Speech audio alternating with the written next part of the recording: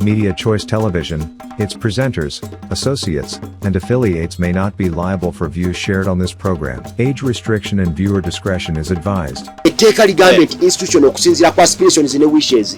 Kati institution y'Obwakabaka bwa Buganda eya traditional leader mukulembeze obwesikirano Obwakabaka bwa Buganda erimu ebintu bino wammanga erimu Kabaka amanyiddwa nga Kabaka abane Katikkiro kyekifundiko ekyokuntikko nga Kabaka abane Katikkiro nga Katikkiro alina abaami ab'amasaza n'ab'amagombolola nga Kabaka abana abakulu bajjajjaffe abataka ab'obusolya. Kankubuuze nga tonaba nagenda wala Mayanja agamba tewali baami wano tewali ba busolya abo abataka tabamanyi tewali baami ba Kabaka ne Katikkiro taliiwo. Nkugambye bwe nti etteeka lino agamba tebaliiwo etteeka lino sinze nagira ki sigwalikola sinze nalikola etteeka lino nange nalikola ki walisoma busomi nalisangawo ate Mayanja yasoma nze amateeka kati nsoma masome ndi mwaka gwakumeka gwakusatu naye Mayanja nsinga okukola ki dokita ogategeera dokita naye bwa dokita bwesi bw'amateeka ekyo tebakikulimba alina doctorate mu street preaching ate honorary sinsome dokita mwami kanka PhD talina PhD mwami katugende mpola Minister Mayanja Sam mwami Mayanja Sam mutabani wa Sam bire wa Ernest bire bwe Mayanja takanga boli nnyonyonyo bwa Kabaka talina PhD aina honorary doctorate degree ngabe in street preaching nga ka university akajimuwa ka mu America kamusanga kuno nga ali ku ngudo nga abulira njiri ye degree ye PhD jalina.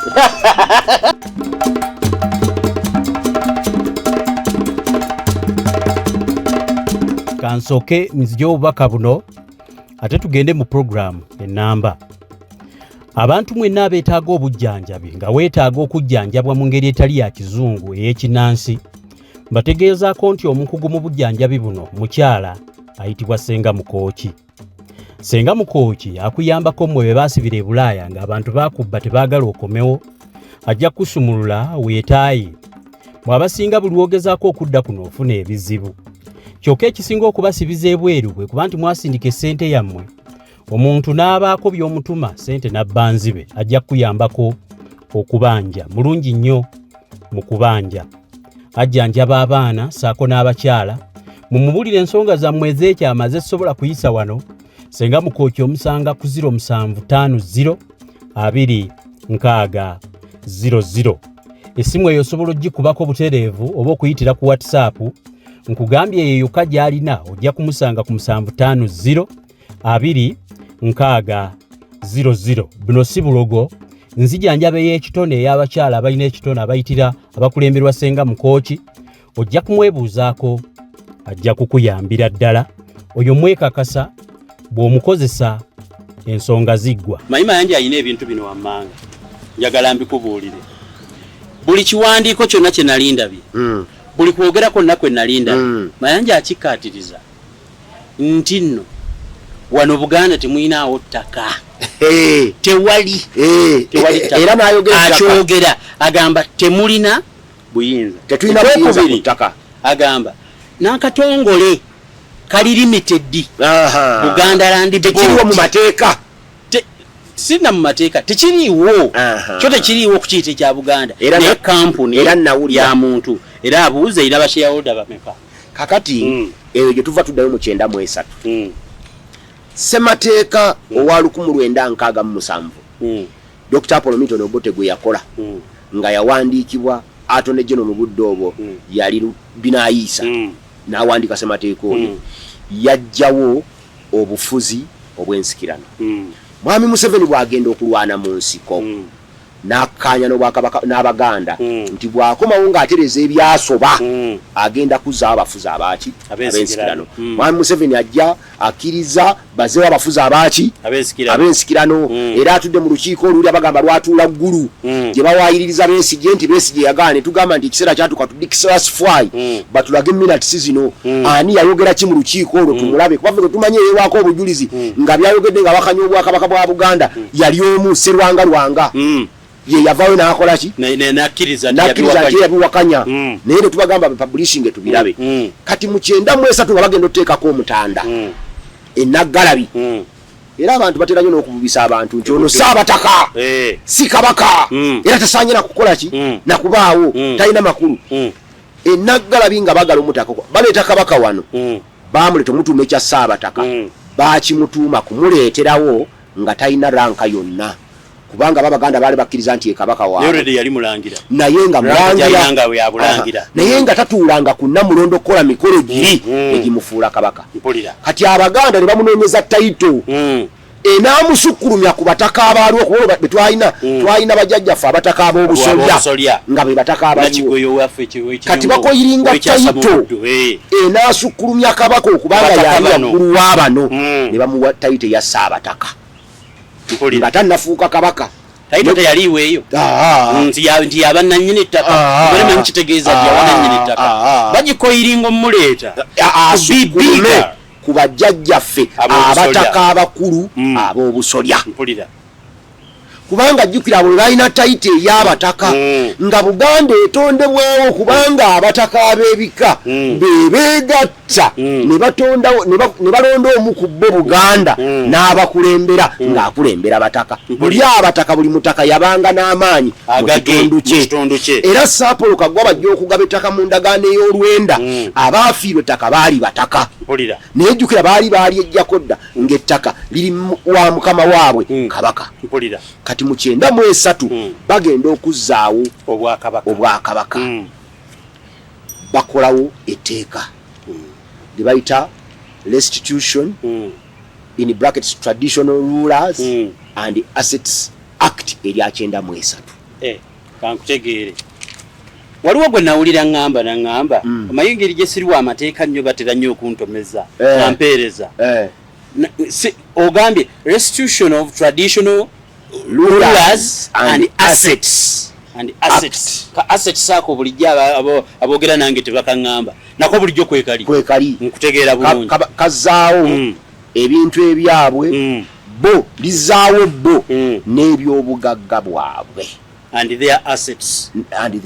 Pulira. Okay kati etteeka eryo lya 93 etteeka eryo lya 93 bwe lyali lirina wano lirina ennyingo 3 etteeka eryo kyo kiriteesaawo balina kansoke nkubuulira ekyo bali bwe bamala okugaana abali mu lukiiko eggulu bagaana ba Museveni ayisizaawo ekinankani kye omulamuzi Solome Balungi Bbosa agenda mu kooti agamba tebasobola kuteekako mutanda abaganda basooka kumunyiigira nga tebategedde Solome Balungi Bbosa yali ategeeza ki tukitegeera luvannyuma mwami Museveni yali atuteza akabadi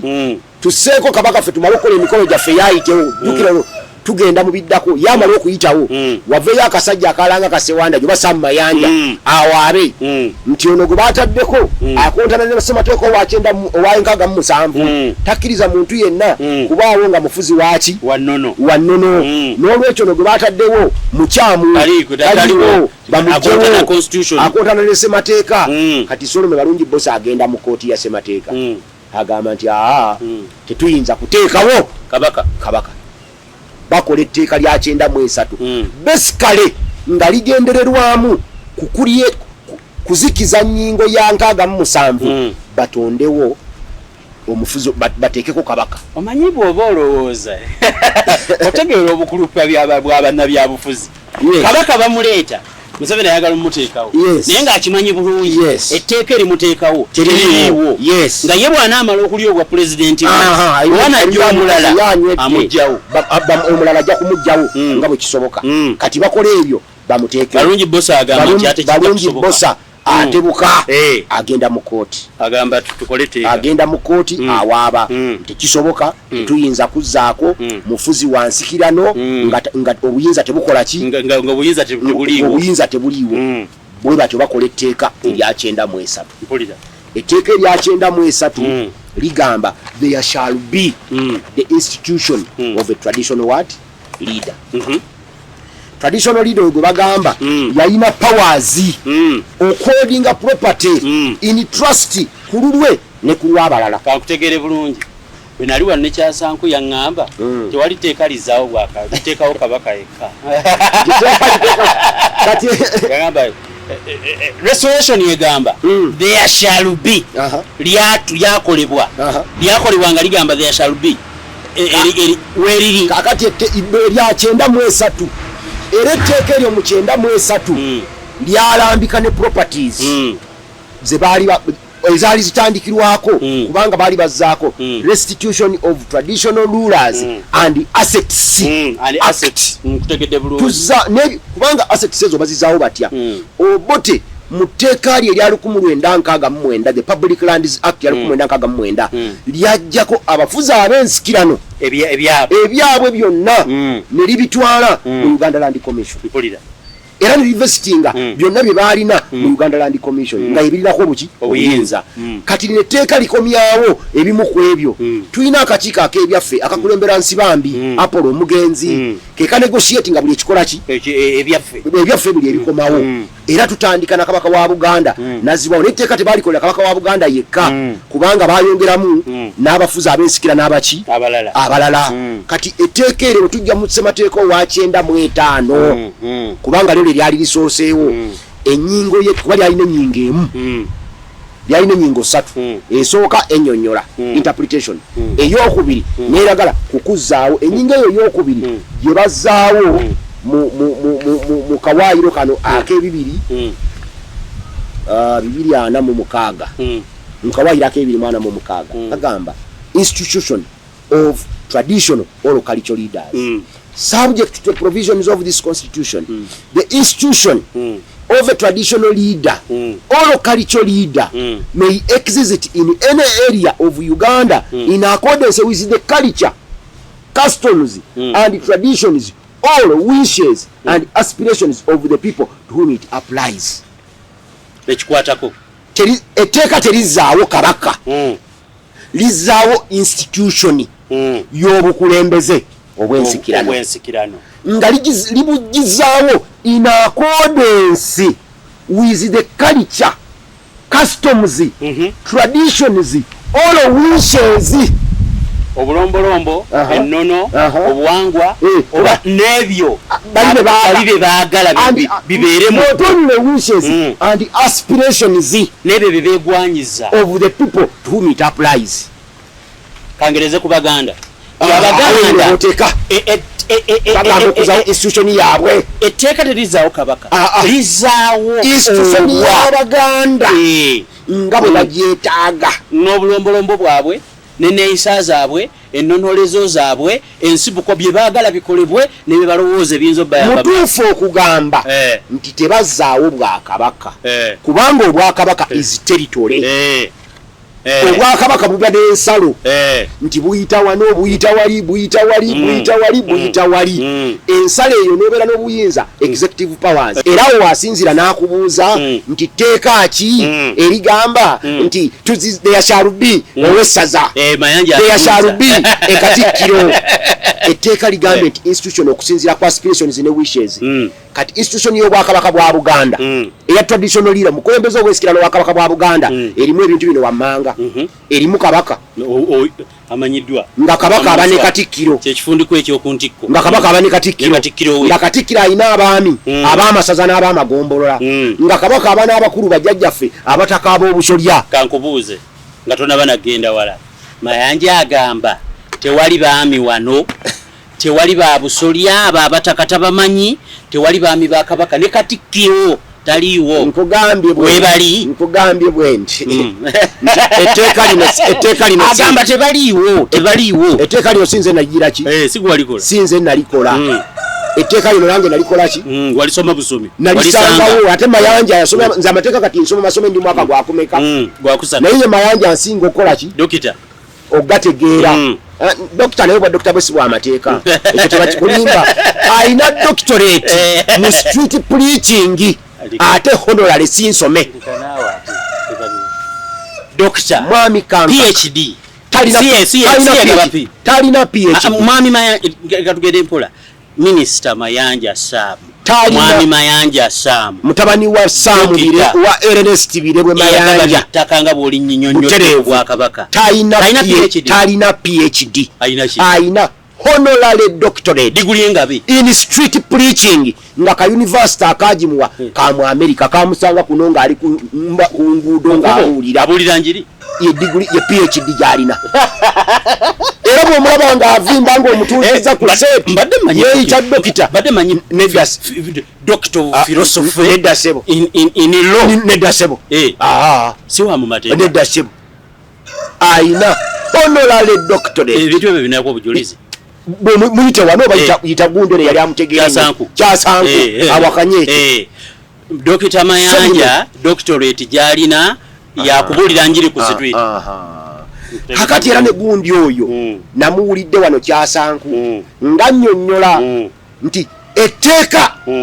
ayogera ku tteeka erya 2011 etteeka lya sekandi fe twakazaako erya sekandi libayita the Institution of Traditional or Cultural Leaders Act nakugamba nti etteeka eryo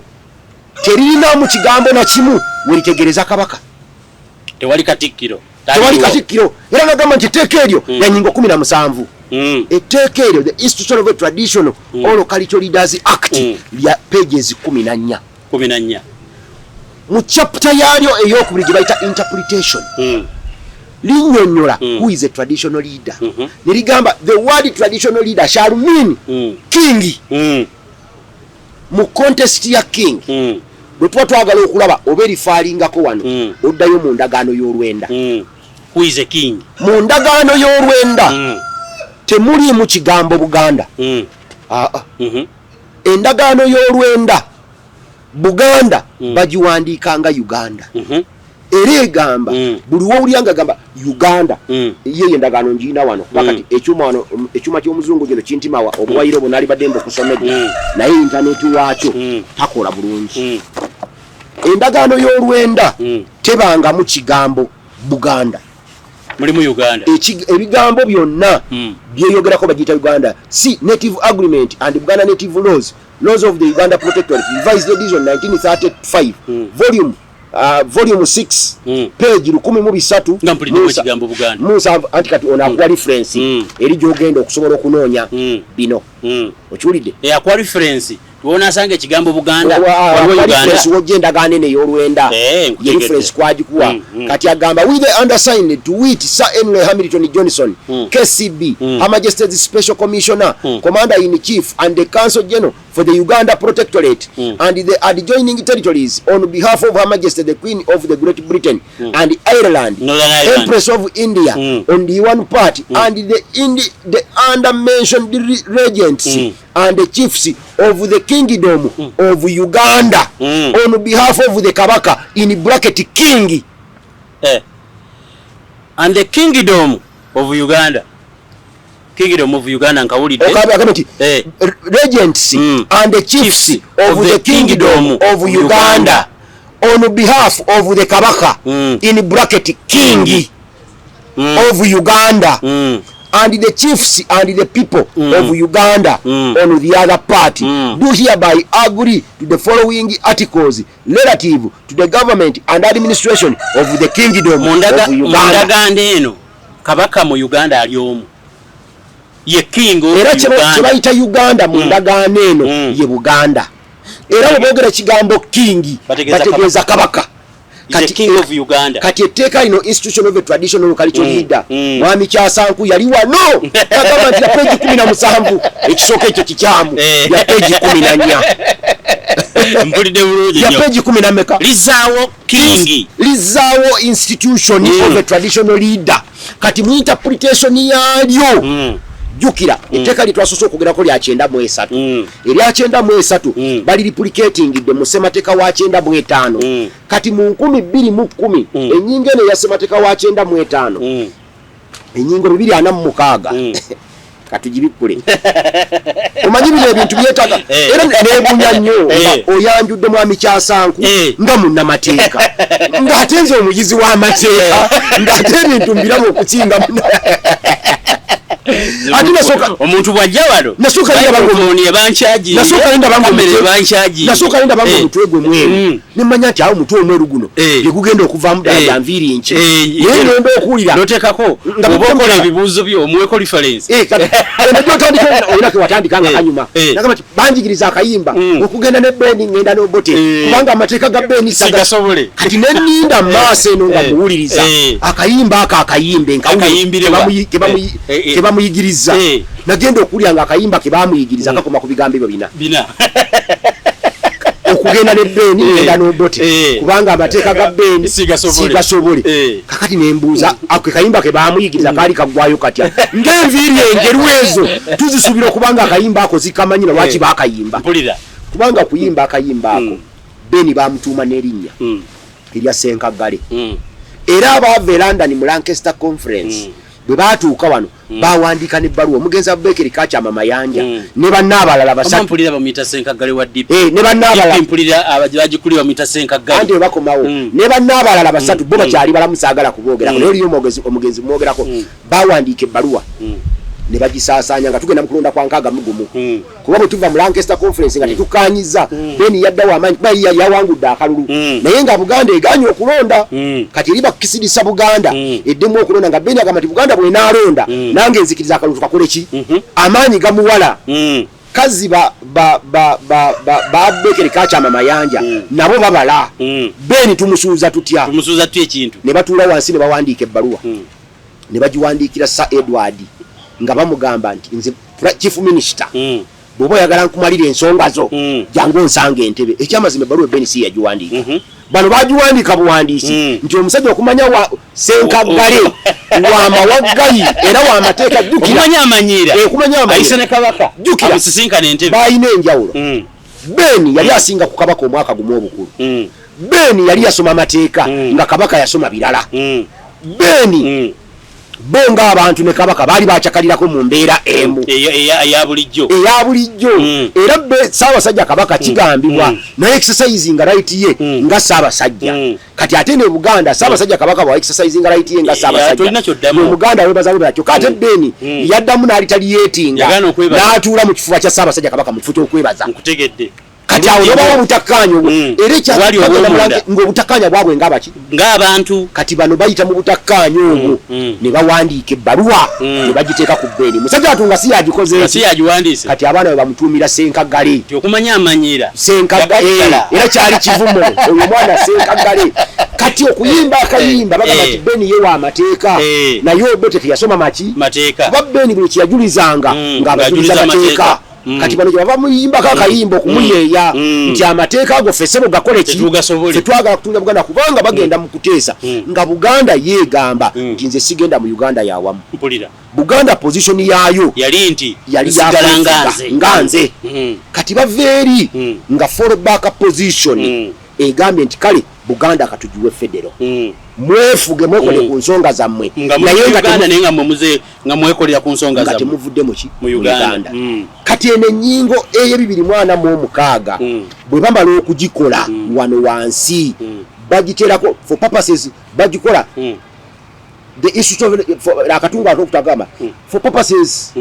for the avoidance of doubt the institution of a traditional leader or cultural leader existing immediately before the coming into force of this constitution shall be taken to exist in accordance with the provisions of this constitution jukira institution bagiteekawo mu tteeka lya 9 kati ono semateeka wa 9 institution tagikola ki tagimanyi kati yali tagimanyi kati bateekawo akawaayiro ako institution ezo ezaaliwo Kabaka bwa Buganda institution yaabwe weri ngeri recognized institution wano teboogera ku Kabaka institution kyenjagala mwana Mayanja byagamba ne Kyasanku era Kyasanku yankoze bubi nabadde mwagala wano ku set bino mbyogere nga naye abatudde awo nga Mayanja ne Kyasanku yeboogera mbu abami ba Kabaka tebaliiwo institution ebaamu abantu bakugambye institution tujogedde nti endaabangawo katukaddemu subject to the provisions of this constitution the institution of a traditional leader or cultural leader may exist in any area of Uganda in accordance with the culture obuwangwa bwabwe with the culture tekoma ku culture customs obulombolombo and the traditions no wishes never kugamba if wishes were horses omuntu osobola kukola kale singa nali nze queen kale singa nze kabaka naye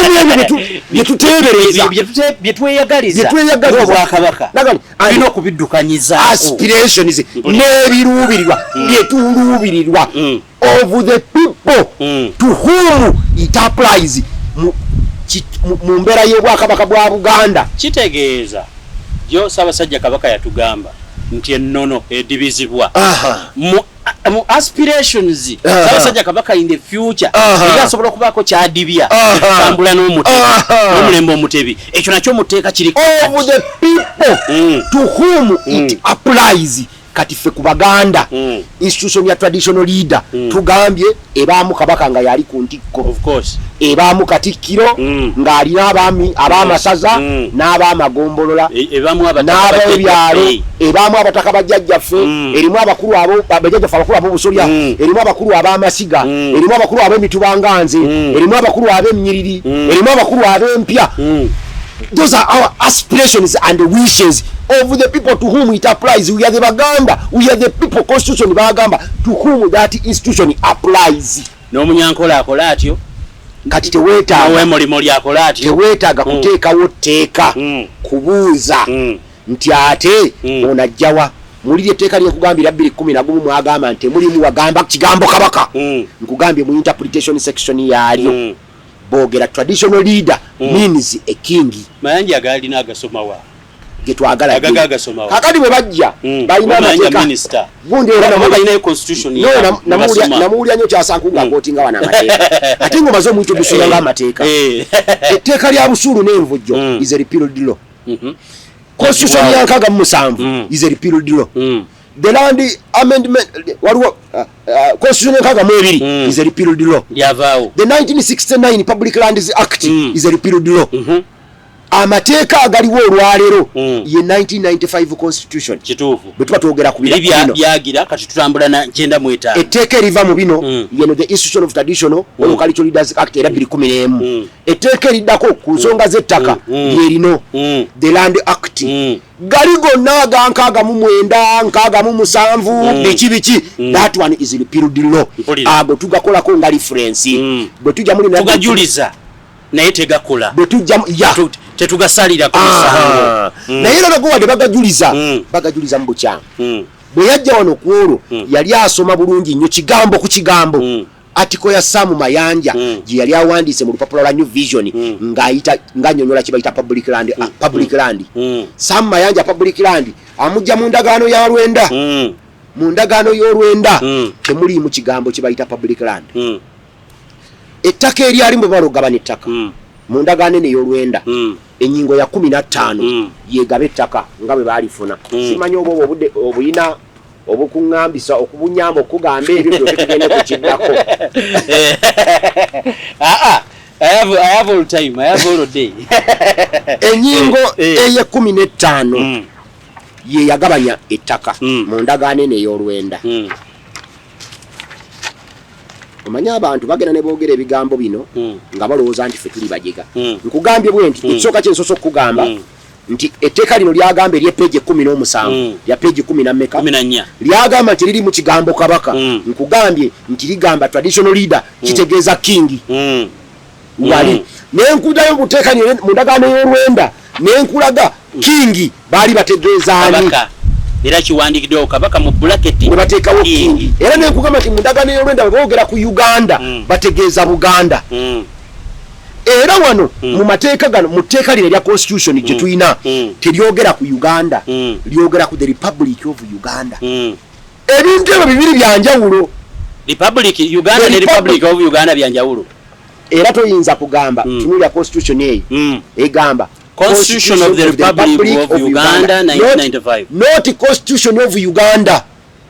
Uganda yeriwa Republic. Buganda kye bayita Uganda. Buganda boogera ku Uganda mu mateeka boogera ku Buganda boogera ku Republic of Uganda bategeeza bonna abakuŋŋaanyizibwa Uganda eyakola abantu 15 kakati King tumaze omutunuulira wano nga kitegeeza Kabaka ekyo nakyo tukiziza wabbali wayogera nti King tetayoli mu muteeka liri waali kati bw'ojja mu nnyinga naye 15 gamba the land of the kingdom of Uganda shall be dealt with in the following manner. Assuming the area of the kingdom of Uganda as comprised within the limits cited in the agreement to amount to 19,600 square miles, it shall be divided in the following proportions. The land of the kingdom of Uganda shall be dealt with in the following matters. Nga tutebereza assuming the area of the kingdom of Uganda as comprised within the limits cited in the agreement the to amount nga tutebereza nti ettaka eriri mu Bwakabaka bwa Buganda lyenkanankana square miles omutwalo gumu mukenda mu lukaaga naye ate nno wewe bagenda okulipima teryali square miles omutwalo gumu mukenda mu lukaaga zaali square miles emitwalo 2.13 emitwalo 2.13 naye wano baali litebereza kakati omutwalo gumu endagaano y'olwenda eyogera ku 10 omutwalo gumu mukenda mu lukaaga. That is the kingdom of Uganda. But the Republic of Uganda is estimated to be 559 square kilometers. Kati zozo zili square miles zino zetwogerako wano kati zili square kilometers so ogenda mu square miles osingawo ogenda mutwala 2 okendeeza zigera mitwalo ngali about Uganda is about 37,000 square kilometers babi ebyo occupied in open. Okay, kakati kitegeeza awo tuli ku kingdom of Uganda tuli ku Buganda yakaligaba bwe bati forests to be brought under the control of the Uganda administration. Uganda administration yali government enkuumi gibateekawo ne bagamba nti ezo 15 West and uncultivated land to be vested in Her Majesty's government and to be controlled by the Uganda administration. Nti ettaka eryaliwo erabikanga kugamba eritali na mugaso nerikyali ddime lyali lyakuteekebwa mu government yani ya Queen Semairo kenda plantations and other private property of His Highness the Kabaka waliwo ennimiro n'ebirala Kabaka bye yalina mu Buganda zaali square miles 305 plantations and other private miles of the Namasole ye mama wa Kabaka square miles 16 ebyo bayogera bingi nnyo ne bajjana ninjagala kujja ku kino kiboogerako emiles nakenda n'ebibira ziri 15 ne bagamba nti lya government enkuumi era ettaka eryo ne balituuma crown land ettaka eryo baalitereka nga government enkuumi yaliterekera kankaka ne Ssewandagi abataaliwo mu ndagaano y'olwenda banajja babeereko endagaano y'olwenda eno yali etegeeza era banyi bagenda dawudiisa abantu nti baagaba ettaka okwali abantu ne balitwala era tebaafuna naye okumanya ettaka bagambye ode uncultivated land eritaaliku muntu yenna alima n'eryali west eritaaliwo kitegeeza buli yaliwo mu ndagaano y'olwenda yali kweyita bifo n'afuna ettaka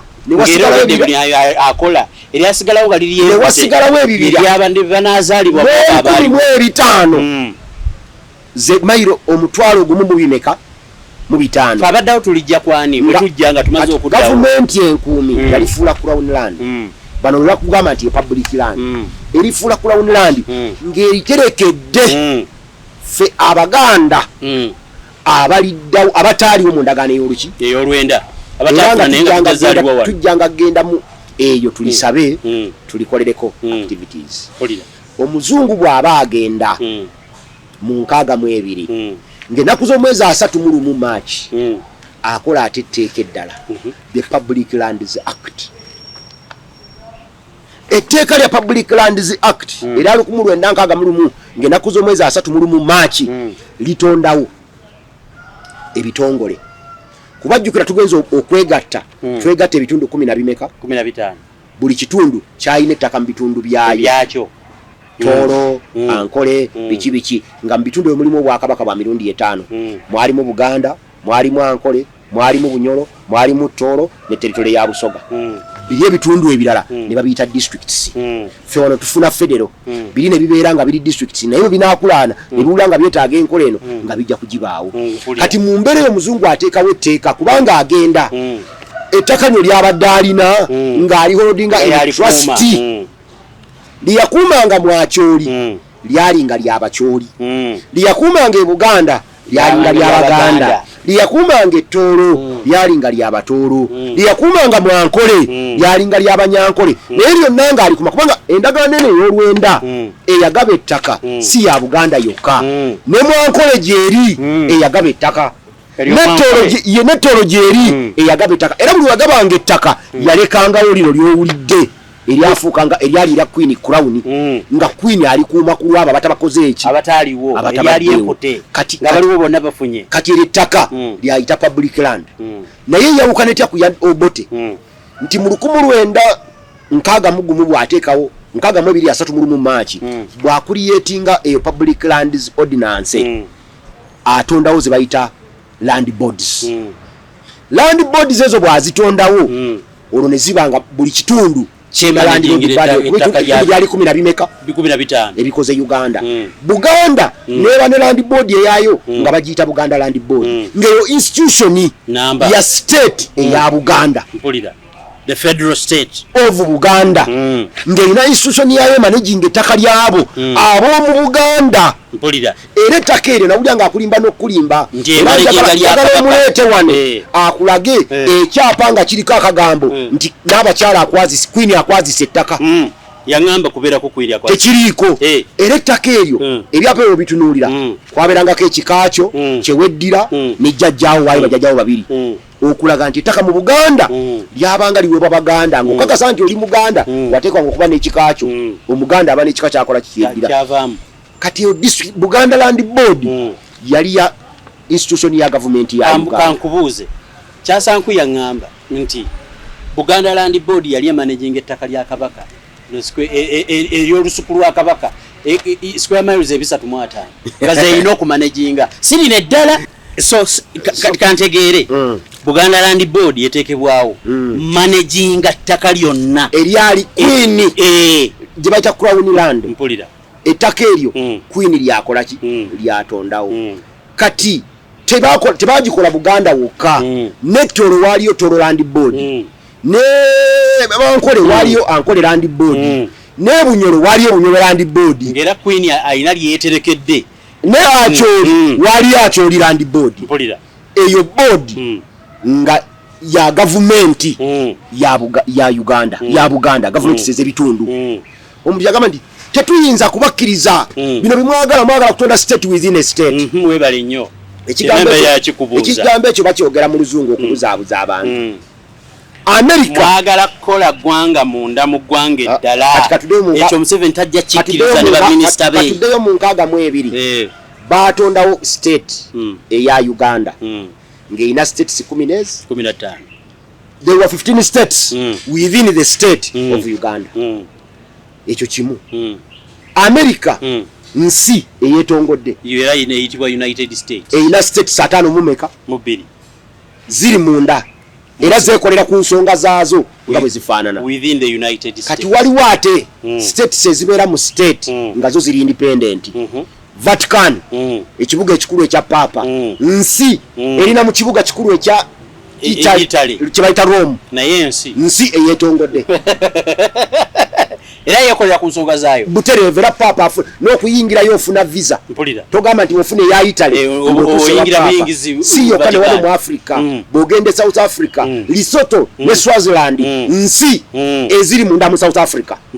naye nga zeetongodde nga zeekolera ebyazo era nga zeemala mu nsonga zaazo so kino kibayogerako kuwuddiisa na kuguumaaza abantu kati bw'ojja bitunuulira bino byonna nga bw'obiraba byajja bitambula endagaano y'olwendero bagyogedde ffe tugirifaalingako kyo tannyonnyodde bulungi Mayanja still maintains nti public land ati Baganda ebyo byonna bye mwogera nti musobola mumanaginga ebintu ebyo muli kakagenderere okukola gavumenti mu gavumenti ebyo tebajja bikkiriza ene mukamawe nkugambire bwe twatukoze gavumenti mu gavumenti tetubaawo na tteeka lye tumenye mpulira kubanga gavumenti zaali 15 ezatondawo gavumenti ennene eya Uganda mu nkaaga mwemeka mwebiri mu nkaaga mwebiri so zaali badde federal states zaali badde nga buli emu yeefuga nga ne gavumenti weeri kakati mu ssemateeka wa nkaaga mwebiri batondawo ekitongole ekirala kye bayita Uganda Land Commission mu nnyingo ey'10 mu kitundu eky'11 ne batondawo ekitongole kye bayita Uganda Land Commission gavumenti ekyo Uganda Land Commission bw'olagenda osoma ennyingo ya ssemateeka wa nkaaga mu 7 manyo wa nkaaga mu 2 obote gwajjawo olaba bulungi nnyo emirimu gya Uganda Land Commission bwe gyali okukola ng'era bayezinga na bano abali wansi Uganda Land Commission n'ettaka teyalitwala kugenda kulipinga olwo yo agenda si nationally ng'oyagala kusaba ettaka mu kitundu kya Buganda ng'oyita mu Uganda Land Commission yo neekuforwardinga mu kitundu gyewulira nti gy'oyagala ekitongole kyayo Buganda Land Commission. Ndi mu America investor Peter Albert oyagala kulima mucere nzize eruwero ndabiye ettaka njagala ogenda mu Uganda Land Commission ne ku recommendinga Buganda Land Board Buganda Land Board nekuwa Buganda Land Board teyali company ekyo kyali kitongole mpulira ekyo Obwakabaka bwa buki bwa Buganda nga Obwakabaka si kya Bwakabaka bwa Buganda naye ekya federal state ya Buganda omanyi waliwo enjawulo bbiri Obwakabaka bwa Buganda abazungu bwe bava wano Buganda gye bayita Uganda eno yonna bagiyita republic so that means the federal state of Uganda kuba gye bamanyi kati bwe bamala okukola ekyo bo ne bagenda nga batulekedde kye batulekedde ebyabawo byabawo mu nkaaga mu 7 bingi abyogera kifuula nnenge ebyo njagala nga atuddawo ku state mubuuze bibuuzo byange nti kino wali otegeeza kino kiwali otegeeza ti kubanga alina na bingi byabuzaabuza kubanga alina bwanyonyola UPC yayogera ku bagenda kuba yatugamba netugamba nti bagenda okuva e Lancaster nga balonzesa Edward okuba president wa Uganda ekyali kituufu kubanga bayitawo na bali mutesa tebamulondera Lancaster bagamba nti abafuzi ab'ensikirano baneerondamu ani anaabera head of state kati abafuzi ab'ensikirano bagenda mu kyama okulonda bali ne baganginga against Buganda ne balonda William Wilberforce na Kadumbula na Diope omuzungu n'agamba nti Buganda eganye okuyingira mu Uganda eyawamu bwe mulonda omulala tetujja kwefuga era okwefuga kuganye n'abaperereza ne baddamu ne basobola okugamba nti waakiri katulondesa Edward ki kubanga Buganda yali eganye okwegatta nga ye eyagala efuge byayo ebireku byayo era mu compromise kwe kukkiriza Kadumbula na Diope nakkiriza n'abeera vice president ng'oli ye president kati ayogera ku bibiina bino byagamba musimanye ebibiina biki ebyagenda mu Lancaster ayogera ku UPC ayo kati kankubuulireko yagamba nti wagenda UPC UNC KY ne DP Uganda National Congress teyaliwo Ignatius Kangave Musazi bwe bakola Uganda National Congress kankubuleko UPC bagikola mu 1952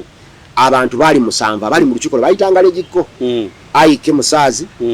nga wa Buganda bakola ekibiina kyayita Uganda National Congress njagala okubuulira Abekeri Kacha Mayanja nga wa Buganda Stefano Obwangol nga wa Bugisu Beni Okweredde nga wa Teso Yekosofati Engulu nga werango ne SB Katimbo nga wettongo abo bakola ki be bali ababaka omusanvu mu lukiiko lwaki lwa legiko be mukaaga mu lukiiko lwa legiko abakola Uganda National Congress then ate wabaya bakabala mukaaga ne bava abali era mu legiko bate ne bavaamu ne bakola ekibiina bakiyitanga UPU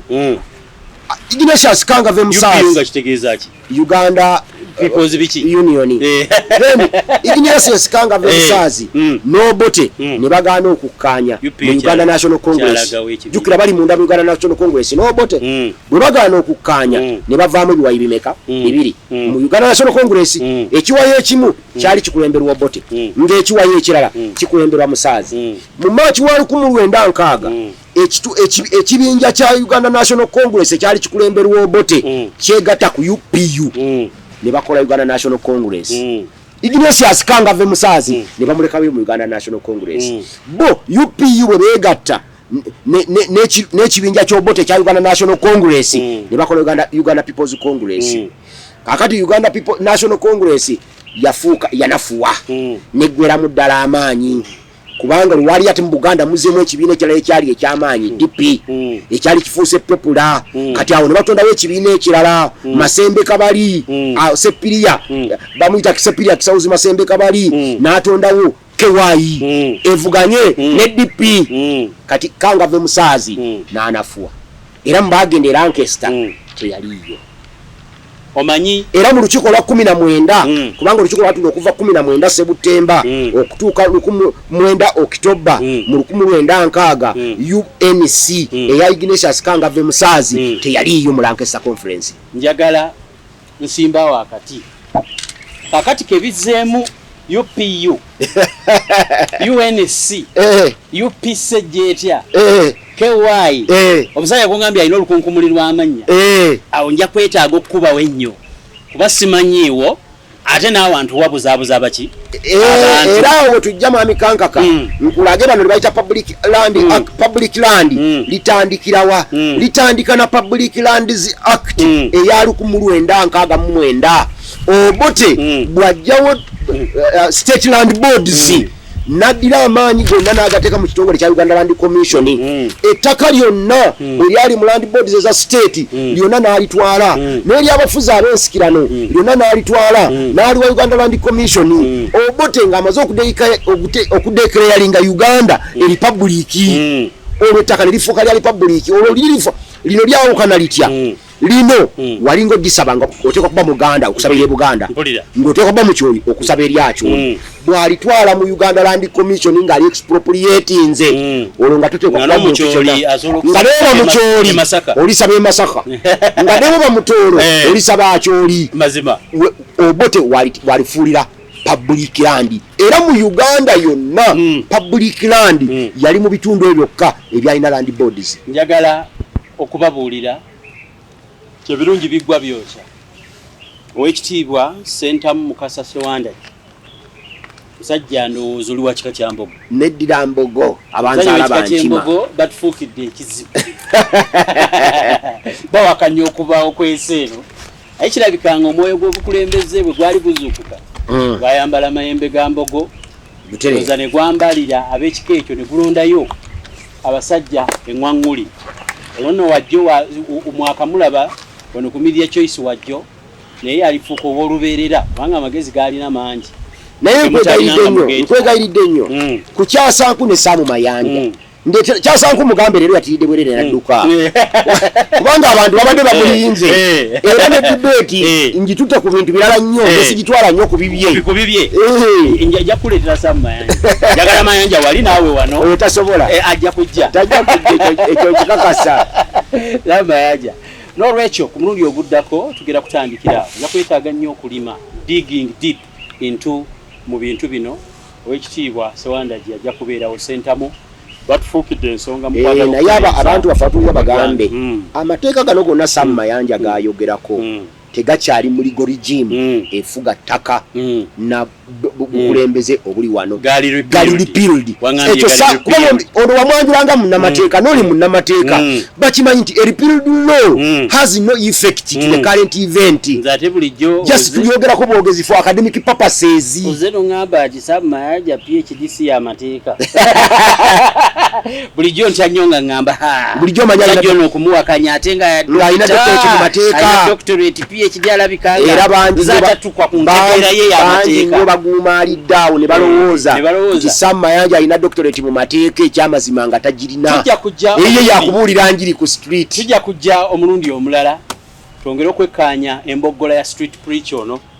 n'engeri gye yafunamu obuyinza obw'okwogerera ebisongovu eri obwakabaka. Si kugamba nti eno discussion y'amawanga nedda, tuwa examples ate nga ntuufu. Wasanze nga si kituufu, tandise okweraliikira. Oba wanajjayo omulala ate naŋŋamba nti ate ebya Ssewandagi kasajja n'ebiwandiiko